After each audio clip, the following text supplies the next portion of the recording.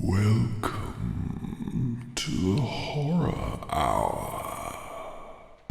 I see dead people. We all go a little mad sometimes. We get you. Jesus alive! The dead will follow up with you. That's You are going to die tonight. Here's Johnny. Go at me, Damien. It's all for you. All right. Hello and welcome to the Horror Hour. It's the place we discuss, we debate, well, we disagree on all things horror. But today I'm really excited because I'm your co-host, Yutaka, if you don't know me. And today I'm joined with Ryan Bradley, author of Saint's Blood. Ooh, how's it going, sir? Hey, good. I'm happy to be here. I'm happy you've read the book. I'm excited to talk about it. Well, let's just first start off. So the reason why I love this book, and I actually messaged him, is because your main character, Richie, he is this certain level of petty that just steals my heart. And then he's sarcastic. And even in the, I would say, depths of despair, he can still be an ass. And I really appreciate that. Thank you. So who was your inspiration, or did you just, I'm just kind of curious. So for Saint's Blood, I kind of just took an exaggerated version of my own personality and made it a character and imagined, like, what would I do in this situation? How would I respond? Really, how would I want to respond? I think maybe in real life it would have been a little less sarcastic in the most dire times. He kept it up. I was really impressed, but as a reader, though, I was like, oh God, shut up, but keep going. It was so funny. Yeah, and I think it's important for the story that, like, his sarcasm kind of brings some of the punishment down on him. He's not, maybe it is victim blaming to say that, but he's not totally, like, people get mad at him for a reason. Oh yeah, I mean, I enjoyed it, but I'm like, you kind of deserved that one. I was like, ooh. But and also he's a drinker. So again, it's like, yeah. I would like to know then, with this story, kind of, what brought about the creation, or, this sounds like a weird question. What was your inspiration of just the entire novel? Because that's what I would like to know, because there were several themes I picked up on. So I have a great uncle who is actually a saint. I won't say the name because it'll tell you, like, who my whole family is. I don't know if they've with this particular book. But so I had the uncle who's a saint. He got canonized when I was in high school. It was a Catholic high school, so everyone talked about it for a while. It was weird. When I was in grad school, I was just in the library one day and I was like, what if someone wanted my blood? What if they thought it was magical? And that was kind of like where it started. And I tried to write it a couple times as a short story or just anything. It didn't work. And then I moved to Tulsa from Boston for my partner's residency. Mm-hmm. She's a pediatrician, and she had to do a 3-year residency. So I moved there, and that kind of gave me the other half of the story, the other stuff I needed. So I had the magic blood for a while, but I needed the person who would be interested in the setting where it would happen. I mean, you kind of almost made me feel for the other people too, partly. So I really actually enjoyed, I think my favorite thing is I could find, even if I hated, well, just saying it right now, y'all, Eve's a bitch, but I still found things that I really enjoyed with each character, whether it would be just, honestly, Eve was just devious and just brutal. And so I really, really loved that. Where did she come from? So she sounds like my twin, honestly, but I hope your twin doesn't read the book. Yeah, there was I was telling Cass this on the horror Hangover. There's an article in the Connecticut Post, and maybe it was just like a clip, but the Jets had this center. He was this gigantic man. His name was Nick Mangold, and I forget if they interviewed him or his coach or his sister, but apparently his sister went to the same high school as him, and she was also playing center. And the coach said, or whoever said the quote was just basically like, she's as big as him, she lifts as much as him. The only difference is she's meaner. And that stuck with me over the years. And so that line in that interview was definitely the inspiration for Eve's character. As big, as strong, just meaner.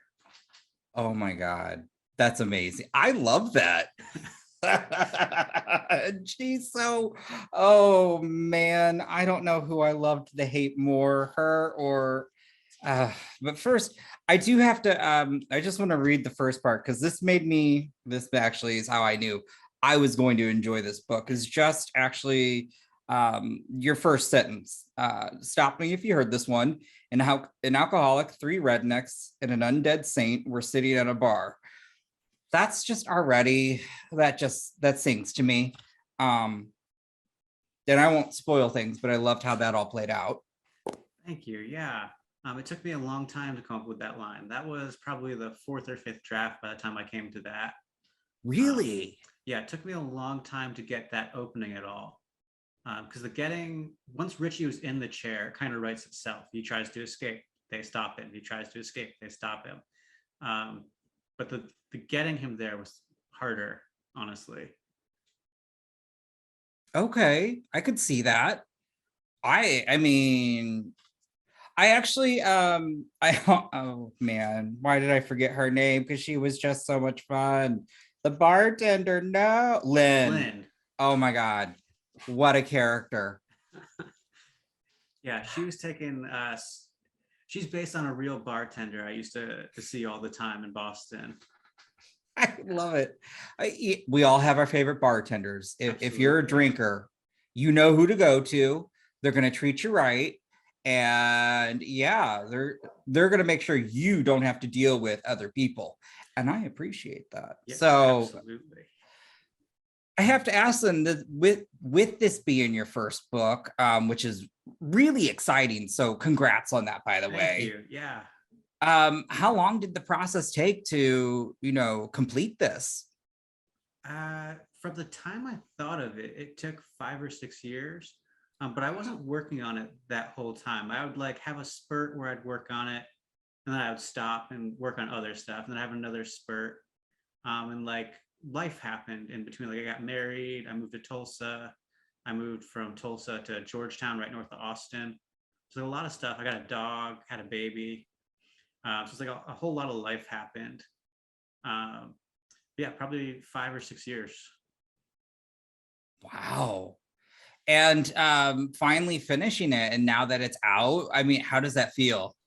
It feels amazing. At first I thought, and the gross analogy I've been using is from the American Pie generation, as Cass puts it.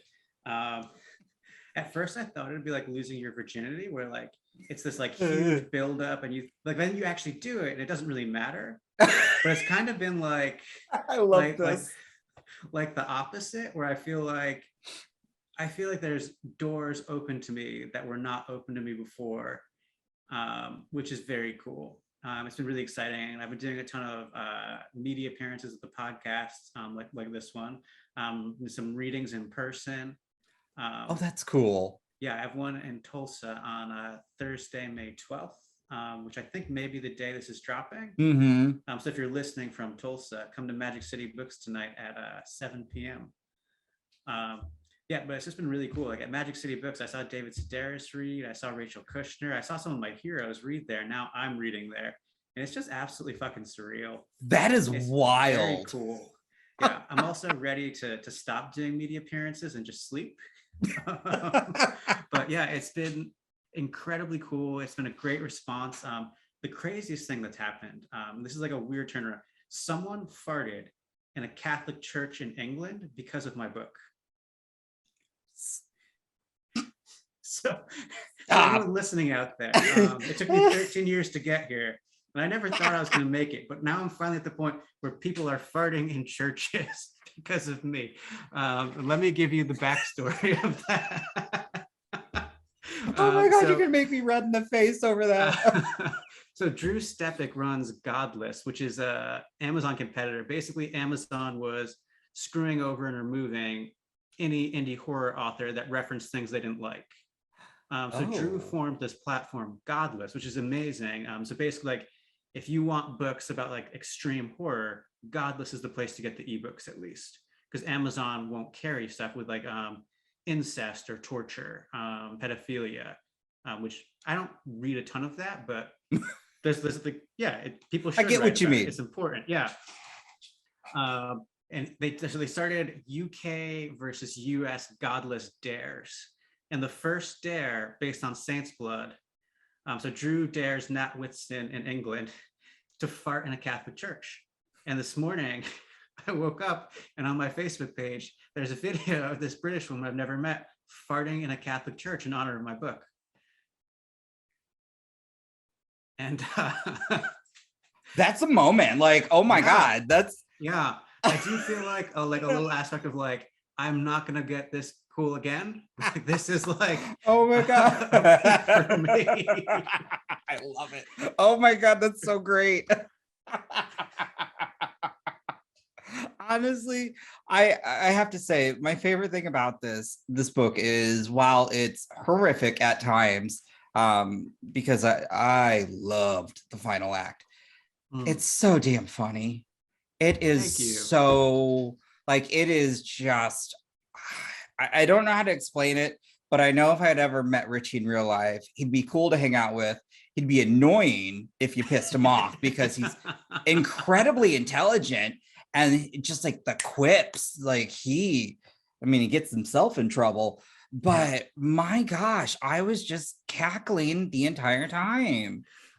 I mean, I'm like, I want you to like, I want you, to be like, I hope something better happens for you, but this whole thing was great. And I won't go spoilery, but I will say that the details in the book, especially when he has to hold something in his mouth. Oh yeah. I was like, I'm gonna gag. This is gross thinking about it. And so I really appreciate that attention to detail for such those gross out moments. Yeah. I may read that scene at Magic City Books. I'm debating between that and the scene in chapter 5 where Eve kind of lets him go for a little. Which I've read that one online before. So I'm between those two scenes. Oh, but they're so, how do you just oh, that's tough, because I like both those scenes. But I guess I'd still be more partial to I guess Contraband in a sense. Because it was just so like, I was like, oh my gosh, I need to just go like wash out my mouth. Like, oh yeah, that one was hard to write for that reason. I like brush my teeth. Work on it for 10 minutes and brush my teeth, and then work on it some more. I mean, again, to people listening, to people watching, I know I've been on Ryan's podcast before with Cass, but I promise you, I really did love this book. It was just, when it comes to horror, I love gross out horror at times, but in a book, I think that it sometimes can get hard to get you in that like scared element, but you did, because it felt very claustrophobic at times. And there was a lot of despair, but you broke it up with some of the best comedy. And so, like, I mean, again, it was a great quick read. And yeah, I definitely want to know what other inspirations, did you use for this book? There's just so much. I want to talk about the final act, but we'll do that after we stop recording, because I don't want to spoil anything, because seriously, y'all, it's such a good read. And I'll put links down below where you can find it as well, because really support indie writers, because, Thank you. Yeah. So other inspirations, going to Catholic high school really played into the saints aspect. All of the stories except for Saint Manuel are true-ish stories. They're stories told within the Catholic Church. So like Saint Polycarp, who bled the rainbow blood and put out the fire. That is a story that is perceived as true. those were what, so I'm not a very religious Yeah. person. So when I was reading this, I honestly thought he's making this shit up. So that is, wow, interesting.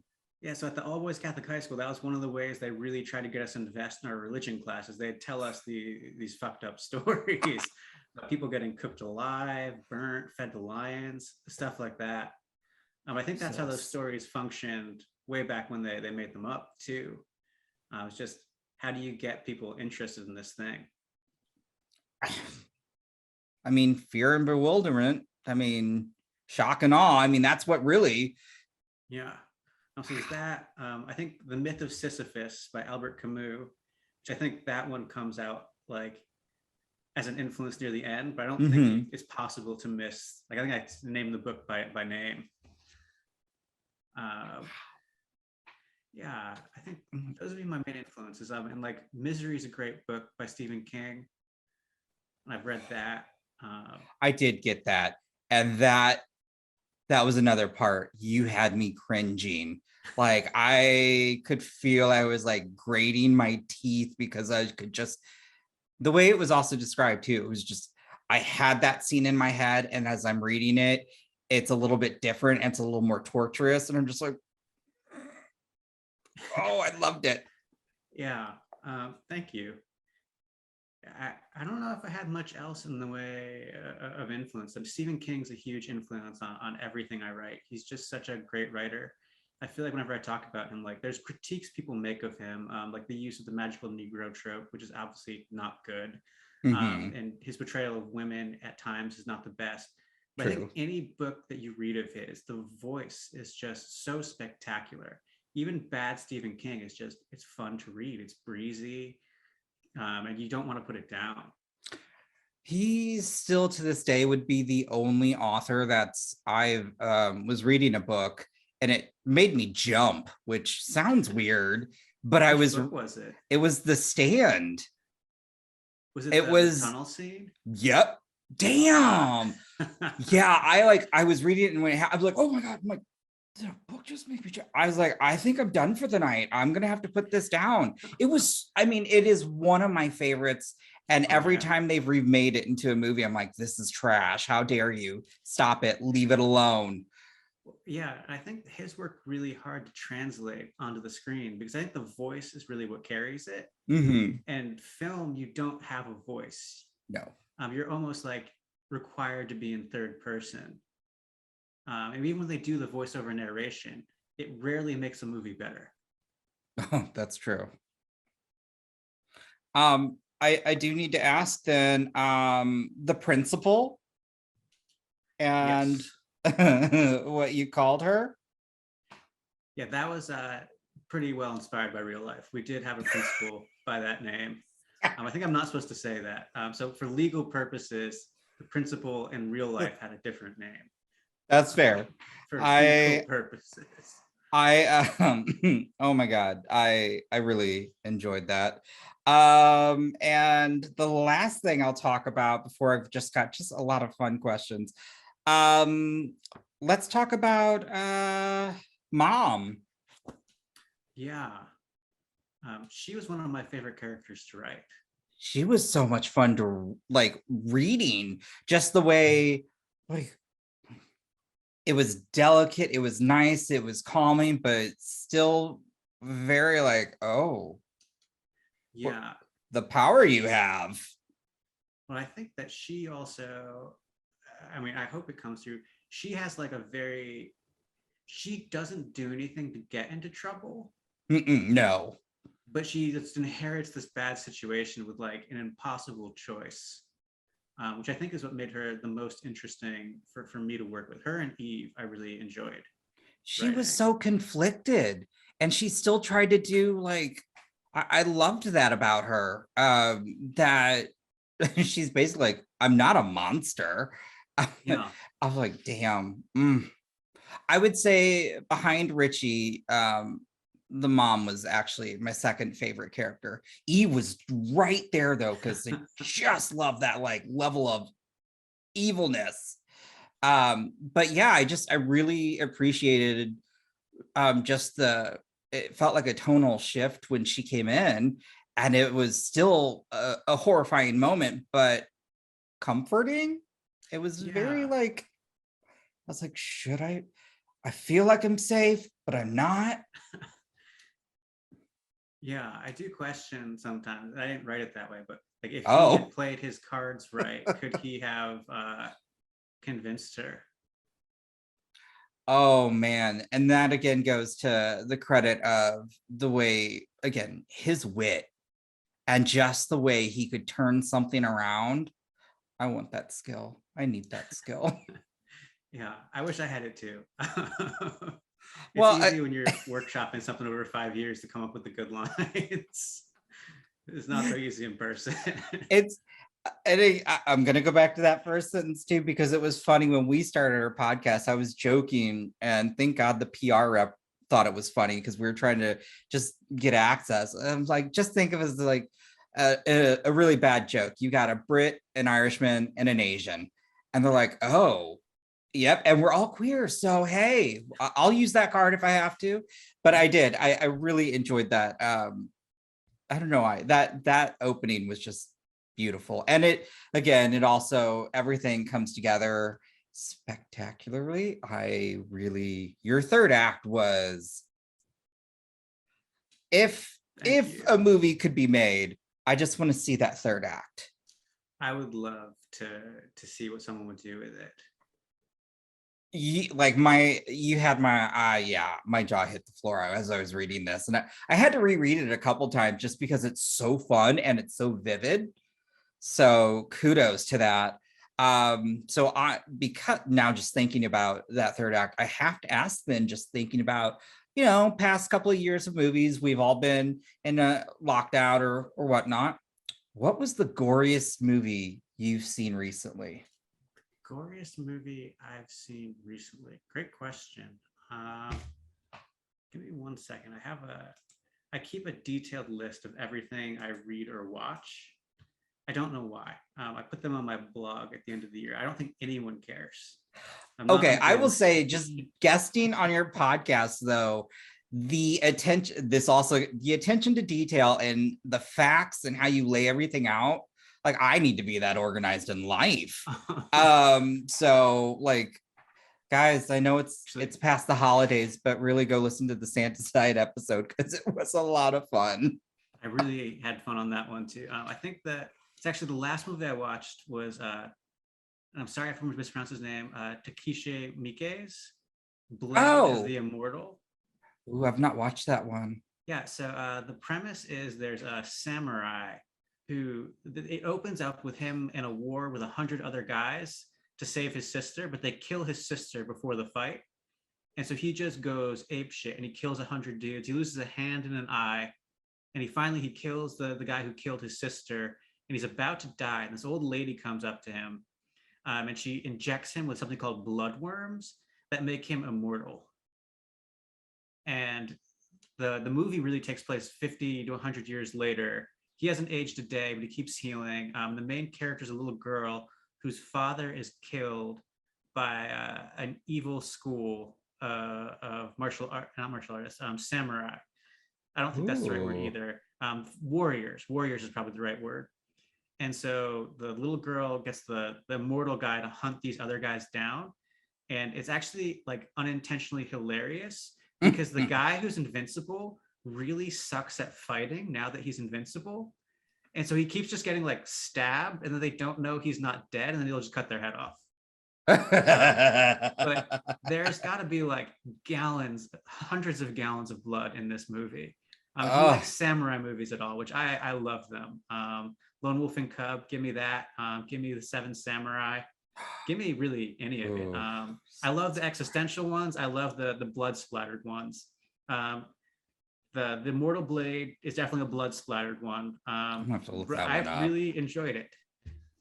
Ooh, I'm gonna have to look that up because I love a good gory moment. Really, yes. So speaking just in horror, what's the last what would be another horror book that you would recommend? Horror book I'd recommend. I really loved Jeff Strand's story collection, Everything Has Teeth. Jeff Strand has The a title very- creeps me out. yeah, I feel like it's like if Ed Lee wrote Looney Tunes.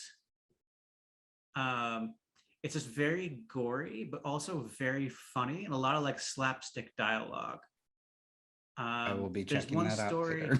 Yeah, I shouldn't give away any of the stories, but they're all great, and they're just really funny. He has a really interesting take and a great writing style.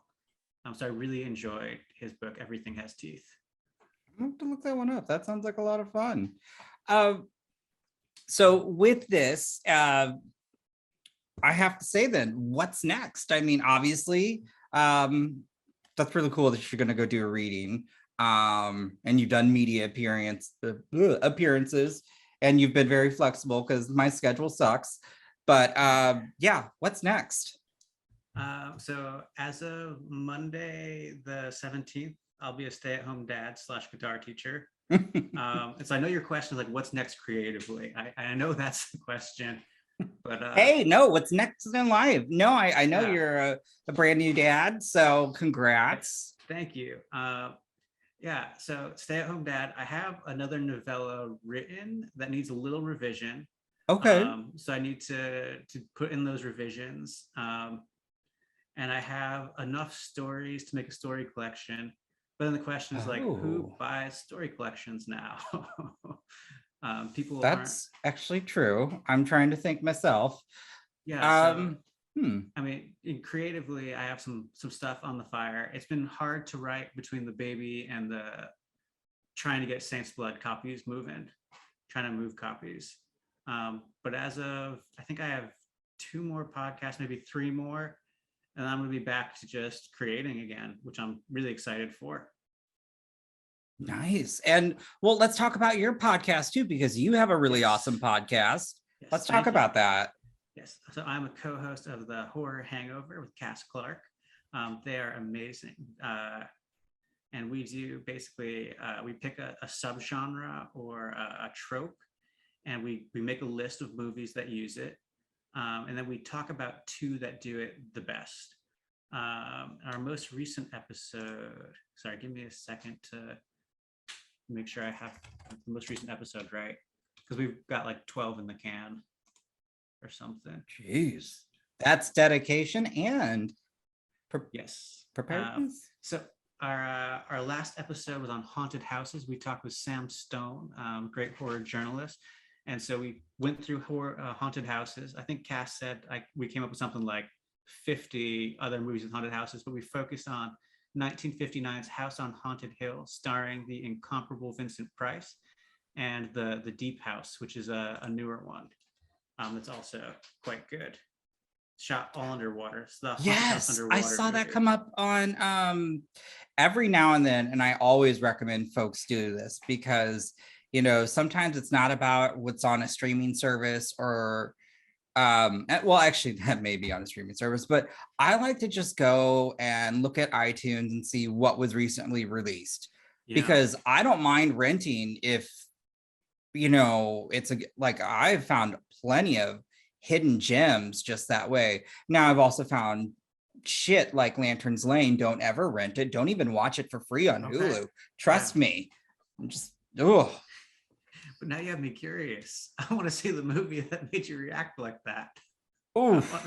I was so mad that I had spent money, and I'm so mad at the idea that it's on a streaming service and people are watching it for free when I had to pay. Oh my God, I'm never getting that time back. Was it a $4 rental or a $20 It was a rental? $6.99 rental. $6.99 rental. Mhm.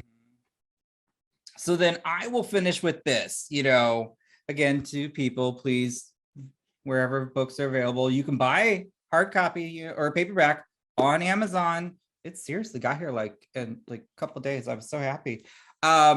Really good read. Super funny.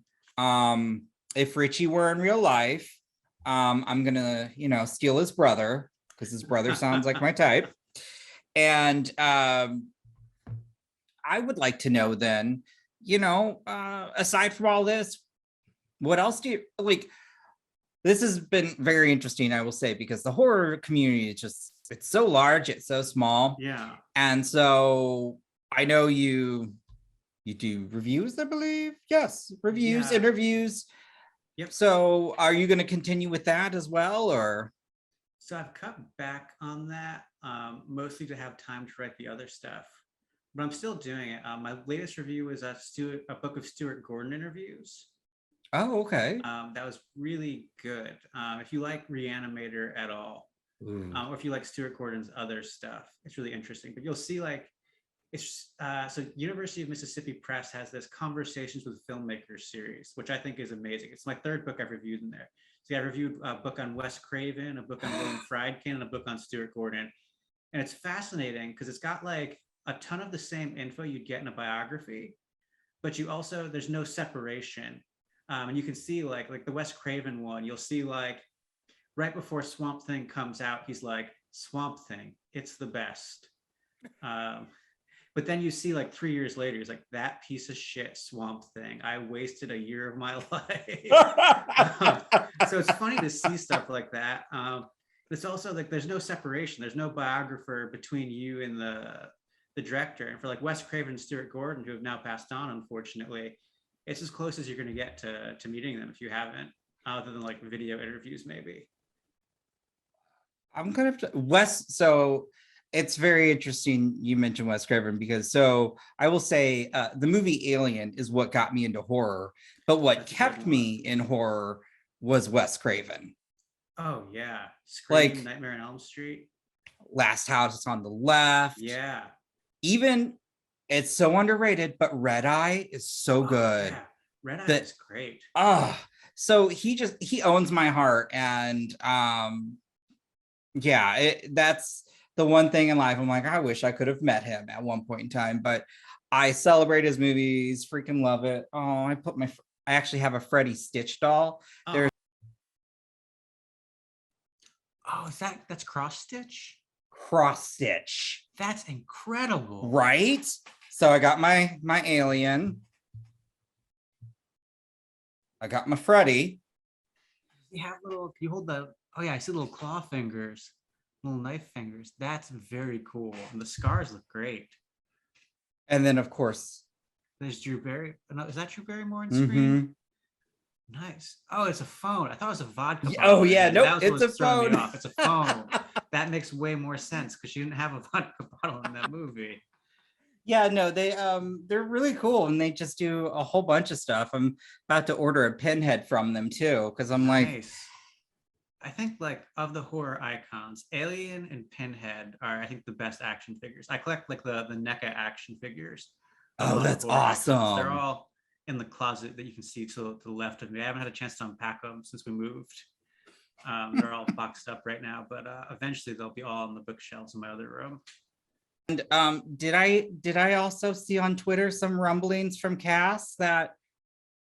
Yes, so I don't have the narrator confirmed yet, but I have someone in mind who I think is going to read the audiobook. We're still talking it through. So there should be an audiobook. I have no idea what the timeline for that is. But yeah, so Cass and I have agreed that they're going to edit the audiobook. We've set like a money number and stuff. So hopefully in the next 3 to 4 months, that'll come out. The narrator is a teacher, like during the school year. So fitting. I love it. He maybe have more time in the summer. I have to talk with him some more. I think that's great. Honestly, again, two of the coolest people I've ever met so far on the internet who've just been awesome are Ryan and Cass. And seriously, go check out their podcast. It's a lot of fun. And again, just go pick up a copy of the book. I know but seriously. Thank you. So, yeah. But with that, again, Ryan, thank you so much. Really appreciate you coming on here. And I will put all the links below. And for all the people listening, thank you. For all the people watching, comment, subscribe. If you've picked it up, and don't do spoilers, just, comment down below. Let me know what you thought. Who was your favorite character? What was your favorite moment? That's not spoilery because there's, oh my God. And then maybe if we can, we'll do something and talk about some spoilers later down the road. So to everyone, see ya. Thanks everybody for listening and watching. Hope you like the book. You have been listening to the Horror Hour. See you next time.